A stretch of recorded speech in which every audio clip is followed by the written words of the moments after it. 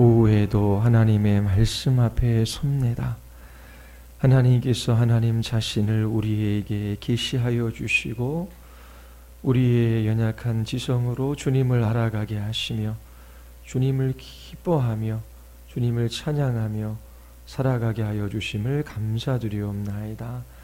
참으로 하나님 우리에게 진리의 빛을 비추어 주셔서 오직 하나님 한 분 알아가게 하여 주시옵소서. 예수 그리스도의 이름으로 기도드리옵나이다. 아멘. 자, 우리 2장 2항 우리 같이 함께 읽어보겠습니다.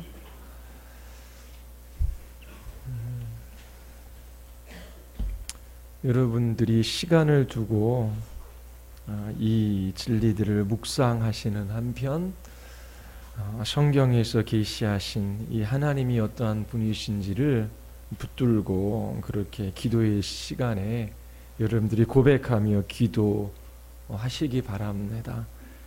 그러면 단지 글자가 아니라 이 말씀을 통해서 하나님이 어떠한 분이신지를 알고 기뻐하며 그렇게 하나님 섬길 수 있게 될 겁니다.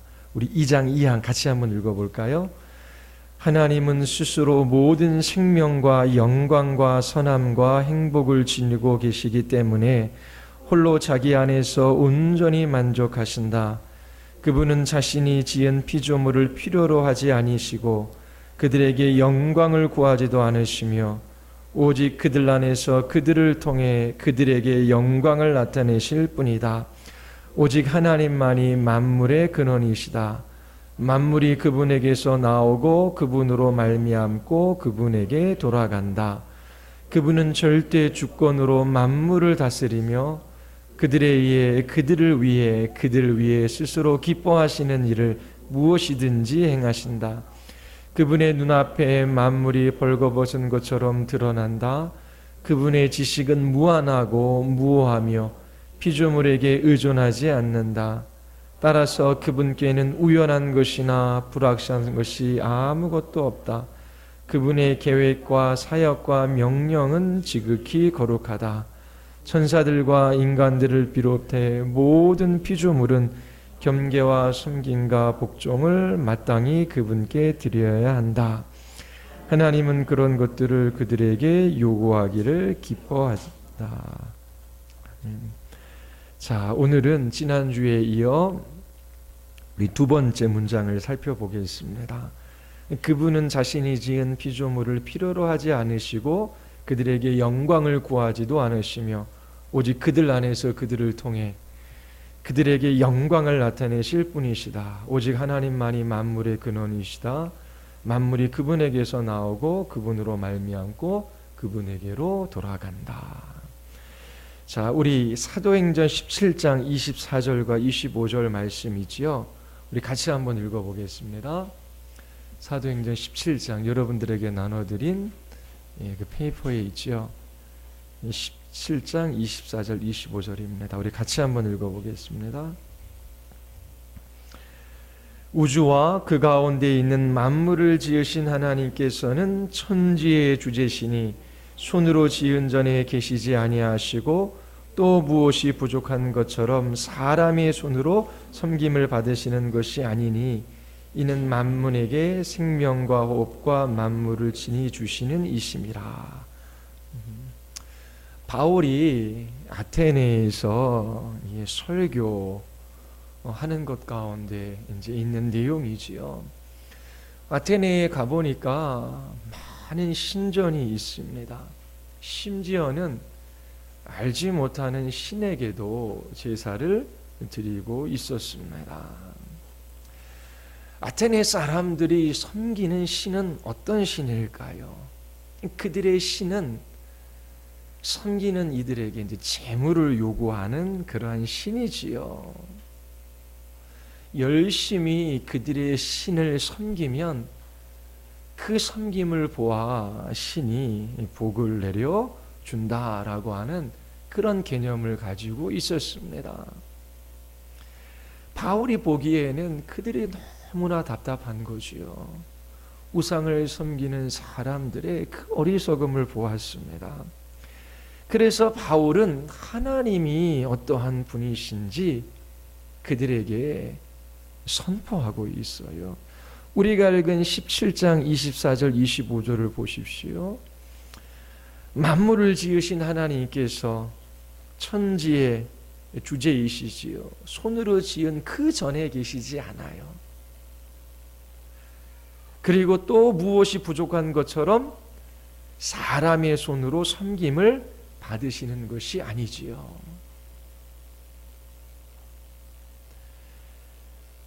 이는 만민에게 생명과 호흡과 만물을 친히 주시는 이심이라.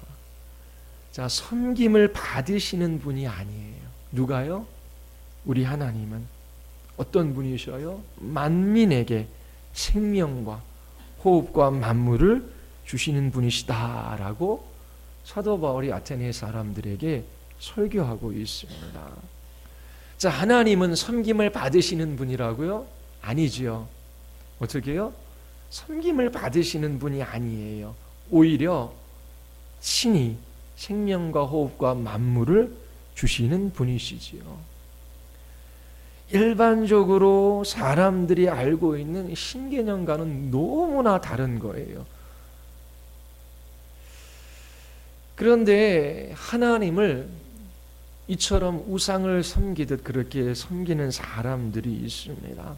목회자도 또 그렇게 가르치기도 합니다. 헌금을 많이 하면 복을 받을 것이다. 자, 하나님을 이렇게 잘 섬기면 하나님께서 복을 주실 것이다. 그렇게 가르치는 사람들이 있어요. 그런데 우리가 읽은 이 성경 본문에서도 하나님은 사람의 손으로 섬김을 받으시는 분이 아니에요. 무엇인가 부족한 분이 아니시지요. 피조물을 필요로 하지 않으셔요. 오히려 만민에게 생명과 호흡과 만물을 주시는 분이십니다. 우리가 왜 헌금합니까? 다 받았기 때문에 모든 좋은 것이 하나님께로부터 우리에게 주어졌기 때문입니다.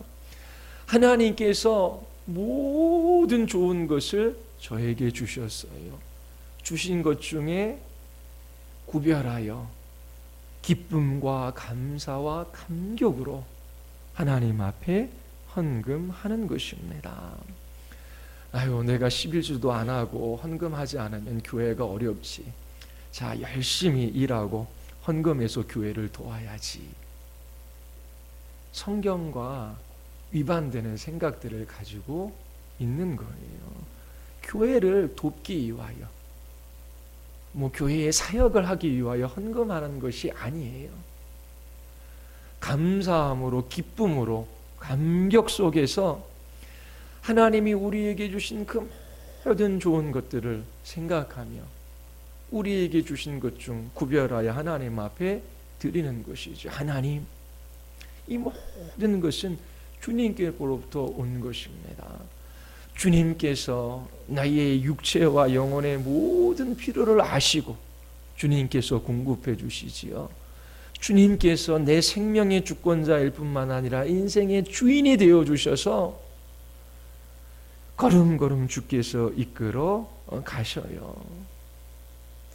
하나님, 나로 하여금 이 땅에서 살게 하신 것은 주님께서 그 모든 좋은 것들을 주시는 하나님이심을 깊이 인정하며 고백하며 믿음으로 하나님께 영광 돌리는 삶을 살아가게 하시기 위하여 하나님께서 우리를 이 자리에 두신 거예요.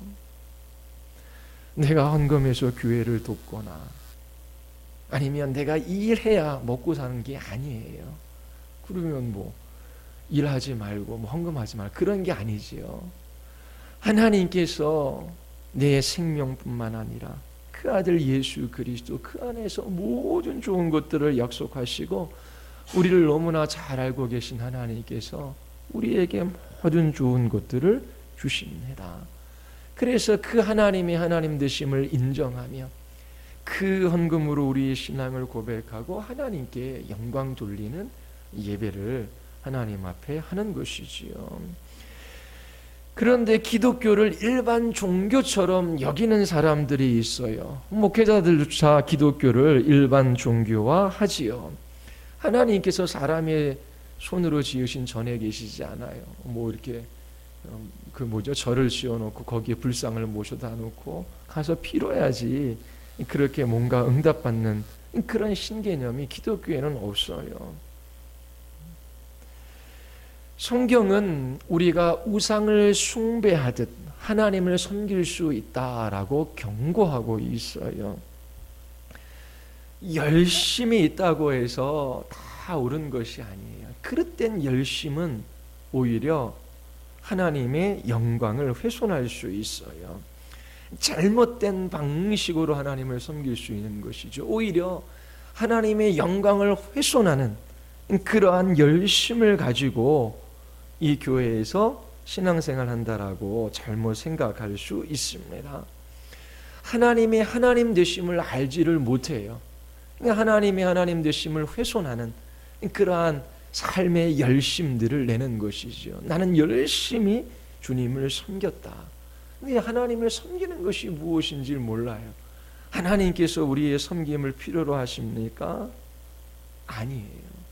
그래서 성경에서 말하는 하나님이 어떠한 분이시고 그리고 그 하나님을 우리에게 알려주신 그대로 우리는 믿어야 하는 것입니다. 분명히 하나님은 자신이 지은 피조물을 필요로 하지 않으셔요. 그들에게서 영광도 구하지 않으셔요. 오직 그들 안에 그들을 통해 그들에게 영광을 나타내실 뿐이지요. 우리는 하나님께서 우리에게 하나님의 영광을 나타내어 보여주셨고 그리고 그 영광을 본 우리들은 그 영광을 우리의 삶 가운데 드러낼 뿐입니다. 예수님께서 이 땅에 오신 목적이 무엇인지 우리에게 밝히고 있어요. 인자가 온 것은 섬김을 받으려 함이 아니라 도리어 섬기려 하고 자기 목숨을 많은 사람들의 대속물로 주려 함이니라. 사도행전 17장에 있는 말씀과 유사하죠. 하나님은 사람의 손으로 섬김을 받으시는 분이 아니에요. 인자가 온 것은 섬김을 받으려 함이 아니에요. 하나님은 만민에게 생명과 호흡과 만물을 주시는 분이에요. 인자는 예수님은 자기 자신의 목숨을 많은 사람들의 대속물로 주심으로 섬기시는 분이시지요. 이처럼 우리가 믿는 하나님이 어떠한 분이신지를 알지 못하면 주님을 섬긴다라고 하지만 오히려 주님의 말씀을 거역하는 일이 될 수 있습니다. 하나님은 섬김을 받으시는 분이 아니라 친히 그 모든 만물을 주시는 분이에요. 예수님은 자기 자신의 목숨을 대속제물로 내어주기까지 죄인들을 위하여 섬기러 오신 분이셔요. 보통 우리가 주님의 일을 한다라고 하는 그런 표현도 하지요. 근데 주의해서 써야 돼요. 우리가 주님이 하는 일을 돕는 것입니까? 아닙니다. 주님께서 하고자 하시는 그 영광스러운 일에 우리를 동참하게 하시는 것이지요. 예수님께서 제자를 부르셔요. 제자들이 없으면 하나님이 하실 일들을 못하기 때문인가요? 그렇지 않아요. 제자들이 예수님을 돕습니까? 그렇지 않아요. 주님께서 그들을 부르셔서 세워가시는 것이지요. 우리 욥기 22장 2절 3절 말씀도 여러분들이 좀 페이퍼에 있는데 그거 한번 읽어볼까요? 사람이 어찌 하나님께 유익하게 하겠느냐? 지혜로운 자도 자기에게 유익할 따름이니라. 내가 의로운들 전능자에게 무슨 기쁨이 있겠으며 내 행위가 온전한들 그에게 무슨 이익이 되겠느냐? 자, 우상은 인간들로 하여금 자신을 섬기게 해요. 섬김의 정도를 따라 복을 주기도 하고 재앙을 내리겠다라고 그렇게 협박하기도 합니다. 우상을 섬기는 인간은 자기 자신의 섬김의 정도에 따라 그렇게 삭을 받을 것처럼 그렇게 생각을 합니다. 그러나 우리 하나님은 그런 하나님이 아니에요. 사람의 손으로 섬김을 받으시는 분이 아니지요. 만물이 다 주의 것이기 때문입니다. 그분에게는 수소나 염소가 필요한 것이 아니에요. 그런데 우리가 읽은 이 신앙 고백 속에도 후반부에 보면은 천사들과 인간들을 비롯해 모든 피조물들은 경배와 섬김과 복종을 마땅히 그분께 드려야 한다. 하나님을 섬겨야 한다라고 말하고 있어요. 하나님은 부족한 것이 없으시잖아요. 피조물을 필요로 하지 않으셔요. 그들에게서 영광도 구하지 않아요. 그런데 또 뒤쪽에서는 마땅히 피조물은 하나님을 섬겨야 한다라고 그렇게 가르치고 있습니다. 자, 그렇다면 하나님을 섬긴다라고 하는 것이 어떠한 의미일까요? 시편 123편 2절에 보면 상전의 손을 바라보는 종들의 눈같이 여주인의 손을 바라보는 여종의 눈같이 우리의 눈이 여호와 우리 하나님을 바라보며 우리에게 은혜 베풀어 주시기를 기다리나이다. 하나님은 우리가 무엇인가 하나님께 드리는 것으로 영광 받으시기보다도 우리에게 은혜 베풀어 주시는 것으로 영광을 받으셔요. 하나님을 섬기는 가장 좋은 방식은 하나님께 은혜를 구하는 것입니다.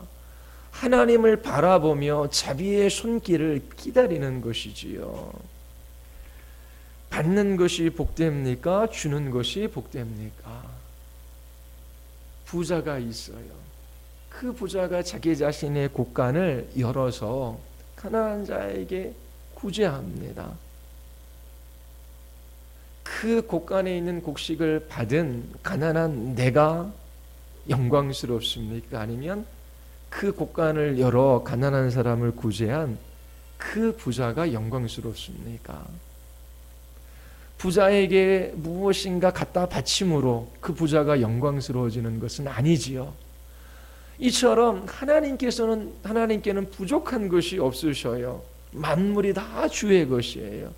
그래서 하나님을 가장 영광스럽게 하는 섬김의 방식은 하나님의 은혜를 구하는 것입니다. 하나님의 자비와 공유를 구하는 것이지 하나님의 도우심의 손길을 의지하며 살아가는 것입니다. 산속 깊은 곳에 샘이 있어요. 바닥으로부터 샘물이 계속해서 펑펑펑 솟아납니다. 갈증을 느끼는 사람이 그 샘물에서 물을 마심으로 그 샘은 영광스러운 거예요. 물지개를 지고 산속 깊은 데로 들어가 그 샘물에 물을 퍼붓는 것은 어리석은 일이에요. 우리가 하나님을 섬긴다라고 할 때 하나님 제가 이런저런 일들을 함으로 하나님을 섬기겠습니다. 가당치도 않은 거예요. 하나님께서 우리와 같은 죄인들을 부르셔서 자녀 삼아주시고 또 무엇인가 하게 하셨다면 또 하라고 부르셨다면 그것은 주님의 영광스러운 일에 동참함으로 영광을 받게 하시기 위함입니다. 그래서 우리는 끊임없이 하나님의 은혜를 구하며 주의 도우심을 바라며 그렇게 하나님 앞에 살아가요. 그것이 하나님을 섬기는 방식 중 하나입니다. 좀 더 적극적으로 하나님을 섬기는 방식에 관하여 마태복음 6장 24절에 이야기하고 있어요. 한 사람이 두 주인을 섬기지 못할 것이니 혹 이를 미워하고 저를 사랑하거나 혹 이를 중히 여기고 저를 경히 여김이라 너희가 하나님과 재물을 겸하여 섬기지 못하니라. 자, 섬김에 대한 실마리를 우리에게 제공하는 구절이에요. 한 사람이 두 주인을 섬기지 못하지요. 하나님과 재물을 겸하여 섬기지 못합니다. 자, 그러면 재물을 섬긴다라 그러는데 재물을 어떻게 섬깁니까? 재물이 우리에게 약속하는 것이 있어요. 재물이 뭐라고 말하면서 우리를 다스립니까? 자, 돈이 있으면 행복할 거야. 이 돈은 너를 자유롭게 할 거야. 돈만 있으면 이 땅에서 안전하게 살아갈 수 있어. 모든 일들이 괜찮을 거야. 그런 믿음을 줍니다. 그래서 돈을 추구하고 돈을 신뢰하고 돈을 소유하고자 쓰는 삶을 살아가게 하는 것이죠. 이것이 돈을 섬기는 방식입니다. 여기에서 하나님을 섬긴다라고 하는 말에 그 실마리를 찾을 수 있어요. 하나님께서 우리를 다스리셔요. 하나님께서 우리에게 약속하셔요. 하나님이 우리에게 참된 행복이 되셔요. 하나님이 우리의 영혼의 피난처요 안식처가 되시지요. 하나님만이 우리에게 참된 자유를 주셔요. 우리가 이처럼 하나님의 약속과 하나님 자신을 믿음으로 하나님을 섬길 수 있습니다. 하나님은 하나님 자신의 유익을 위하여 우리의 힘을 필요로 하시는 분이 아니에요. 하나님은 우리의 행복을 위하여 하나님 자신을 주셨어요. 그리고 그 하나님 자신을 누리게 하시지요. 우리가 하나님과 하나님의 약속의 말씀을 신뢰하며 그렇게 믿음으로 살아갈 때에 하나님께서 영광을 받으십니다. 영광은 지난주에 말씀드렸죠. 누구에게 있어요? 우리에게 있는 것이 아니라 하나님께 있습니다. 태양이 그 빛을 발할 때에 행성이 그 빛을 반사하듯이 우리는 우리에게 비춘 그 하나님의 영광을 나타낼 뿐입니다. 이 영광을 가장 잘 드러내는 방식은 바로 믿음이에요. 믿음입니다. 하나님은 이러한 분이십니다. 하나님은 우리 다음 주에 할 건데요. 절대 주권으로 만물을 다스리시며 하나님은 그들을 위해 스스로 기뻐하시는 일을 무엇이든지 행하십니다. 이러한 하나님의 어떠함을 우리가 고백하며 그 하나님을 신뢰하며 그 하나님을 믿는 것이지요. 그때에 하나님의 어떠하심이 우리의 믿음을 통해서 드러나고 하나님께서 최고의 섬김을 받으시는 것입니다. 우리 하나님은 섬김을 받으시는 분이 아니에요. 생명과 호흡과 만물을 친히 주시는 분이심을 기억하십시오. 그리고 하나님이 우리로 하여금 하나님을 섬기게 하시는데 한 주간 하나님을 잘 섬길 수 있는 방식이 무엇입니까? 전심으로 하나님을 의지하며 하나님의 도우심을 구하는 거예요. 하나님의 은혜 주심을 기다리는 것이지요. 그리고 하나님과 하나님의 약속의 말씀을 굳게 믿고 하나님 앞에 순종함으로 한 걸음 한 걸음 내딛는 것입니다. 지금도 교회 안에서 우상을 섬기듯 그렇게 하나님을 섬기는 사람들이 있어요. 아무리 큰 열심을 낸다라고 하더라도 오히려 하나님이 하나님 되심을 훼손하는 그런 일들을 하고 있습니다. 그리고 이 세상 사람들이 생각하는 신개념을 한번 생각해 보십시오. 우리가 믿는 하나님, 그런 하나님 같은 분이 있습니까? 이 땅에 육신을 입고 오신 예수 그리스도, 그분과 같은 분이 있으십니까? 얼마나 복되고 영광스럽습니까? 하나님을 믿는 하나님의 자녀들이 그러합니다. 여러분들이 이처럼 하나님의 하나님 되심을 바로 알고 하나님을 섬기는 한 주간의 삶들을 살아갈 수 있게 되기를 바랍니다. 우리 같이 한번 기도하겠습니다. 우리 이 시간 기도할 때 하나님, 참으로 하나님을 바르게 알아가게 하여 주시고 또 한 주간도 하나님과의 친밀한 교제 속에서 살아가게 하여 주시옵소서. 오늘도 하나님께서 사람의 손으로 섬김을 받으시는 분이 아니라 친히 만민에게 생명과 호흡과 만물을 주시는 분이심을 우리에게 가르쳐 주셨습니다. 예수님도 섬김을 받으러 오신 것이 아니라 섬기러 오셨다라고 우리에게 말씀하십니다.